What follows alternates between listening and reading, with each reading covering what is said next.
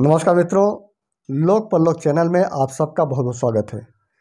मित्रों, आज का मेरा वीडियो है 21 जून को मनाया जाने वाला अंतर्राष्ट्रीय योग दिवस।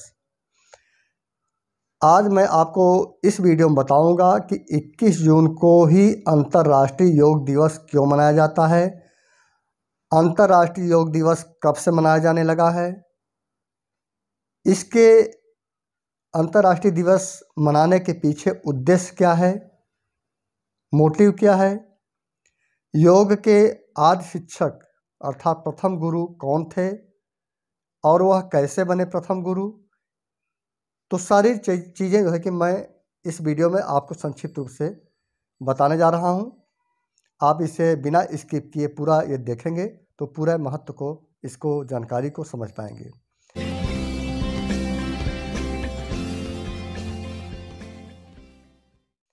सबसे पहले मैं आपको बताता हूं कि अंतर्राष्ट्रीय योग दिवस 21 जून को कब से मनाया जाने लगा है और क्यों मनाया जाता है। 2014 में संयुक्त राष्ट्र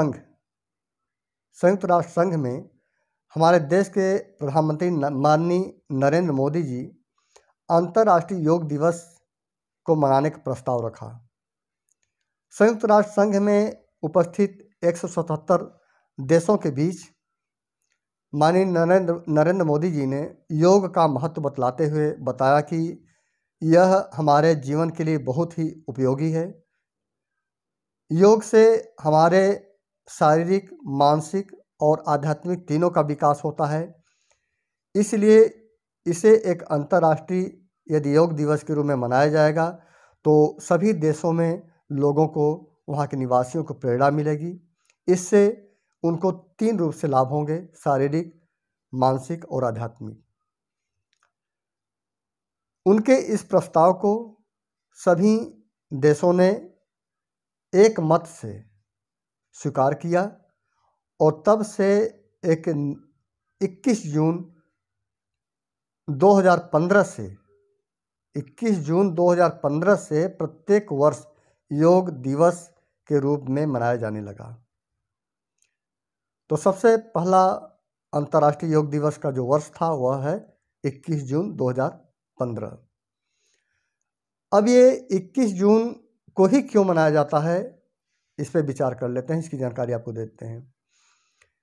मित्रों, आपको बता दूं कि उत्तरी गोलार्ध में, इसके पीछे 2 रीजन हैं। पहला रीजन है उत्तरी गोलार्ध में जो भी देश आते हैं, बहुत सारे देश आते हैं, अधिकांशतः देश आते हैं, जो पृथ्वी के अधिकांश देश आते हैं वो सब उत्तरी गोलार्ध में ही आते हैं। तो उत्तरी गोलार्ध में सबसे बड़ा दिन 21 जून को ही होता है। और दूसरा रीजन है ग्रीष्म संक्रांति के बाद दूसरा पूर्णिमा, ग्रीष्म कालीन के दूसरा पूर्णिमा को ही गुरु पूर्णिमा होता है। तो ये दोनों उपलक्ष्य में जो है कि 21 जून सबसे सूटेबल बनता था, सबसे बड़ा दिन था उत्तरी गोलार्ध का। इसीलिए सभी देशों ने, 177 देशों ने एक मत से जो है कि 21 जून को अंतर्राष्ट्रीय योग दिवस के रूप में मनाने जाने का फैसला लिया। अब अंतर्राष्ट्रीय योग दिवस 177 के बजाय 200 से भी ज़्यादा देशों में मनाया जाने लगा है, जो बहुत ही अच्छी बात है। धीरे धीरे लोकप्रियता का जो है कि फायदा मिल रहा है योग के संदर्भ में। योग हमारे शारीरिक, मानसिक और आध्यात्मिक तीनों का विकास करता है। योग जो है कि शारीरिक इस तरह से करता है कि जब भी आप योगा करते हैं तो शरीर के प्रत्येक अंग का यूज होता है, उससे आपका प्रत्येक अंग सही रहता है, स्वस्थ रहता है।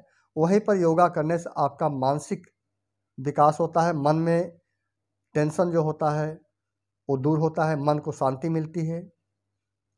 आध्यात्मिक दृष्टि से इसका महत्व इसलिए है कि योगा करने से मन एकाग्रचित होता है, मन स्थिर होता है, प्रसन्न रहता है।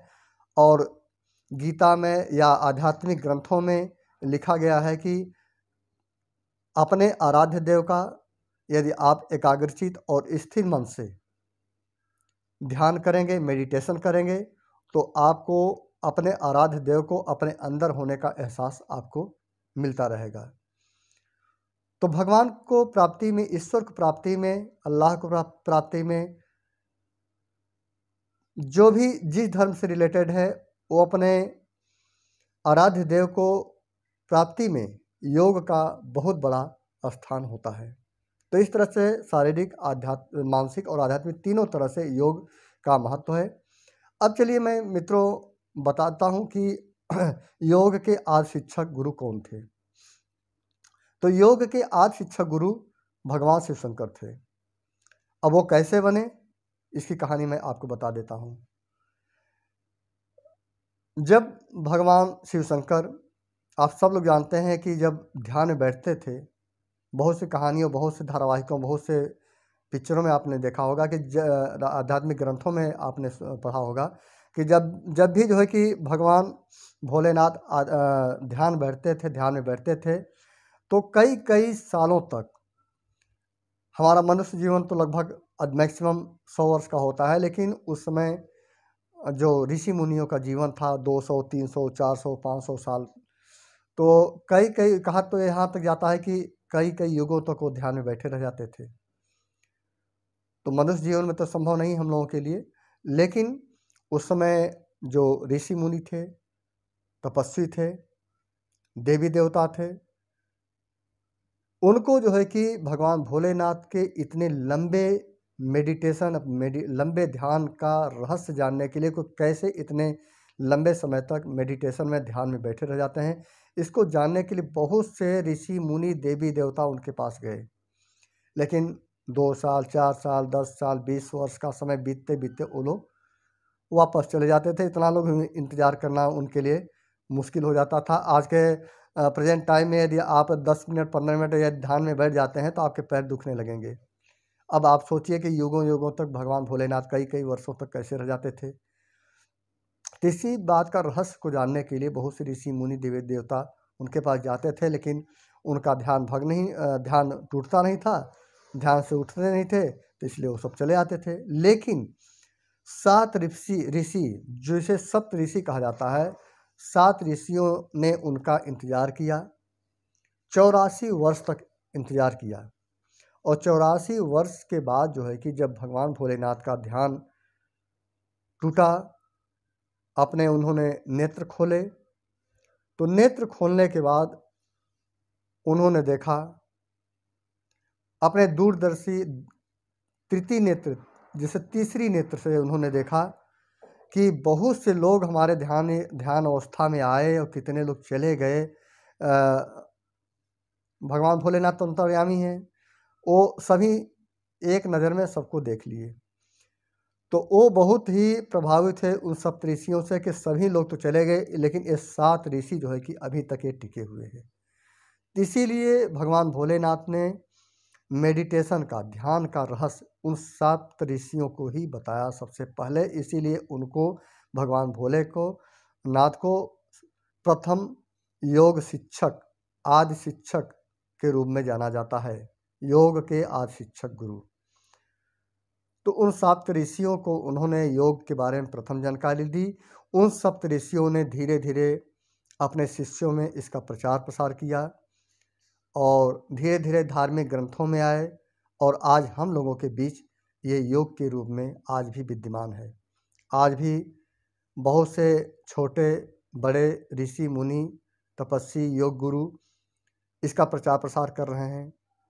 बाबा रामदेव, श्री रविशंकर जी आर्ट ऑफ लिविंग से, ऐसे ही तमाम महात्मा हैं आज भी जो योग का जो है कि देश में, विदेशों में भी बहुत से गुरु हैं, मुझे जानकारी नहीं है, लेकिन हर देश में इसकी महत्ता बढ़ती जा रही है। यही कारण है कि जब 21 जून 2014 को 2015 से जब योग अंतर्राष्ट्रीय दिवस के रूप में मनाए जाने का प्रस्ताव माननीय मोदी जी ने रखा, तो सभी देशों ने एक मत से इसे स्वीकार कर लिया और तब से जो है कि अंतर्राष्ट्रीय योग दिवस को मनाया जाने लगा। और उम्मीद करता हूँ मित्रों कि आप भी योग को अपने जीवन में स्थान देंगे, जिससे कि आपके सभी तरह के कष्ट दूर होंगे, चाहे भौतिक कष्ट हो या फिर आध्यात्मिक।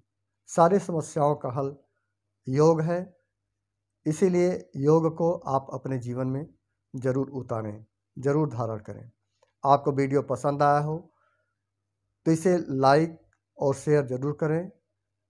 अगले वीडियो में किसी महत्वपूर्ण विषयों को लेकर के फिर आपके सामने आऊँगा। तब तक के लिए नमस्कार।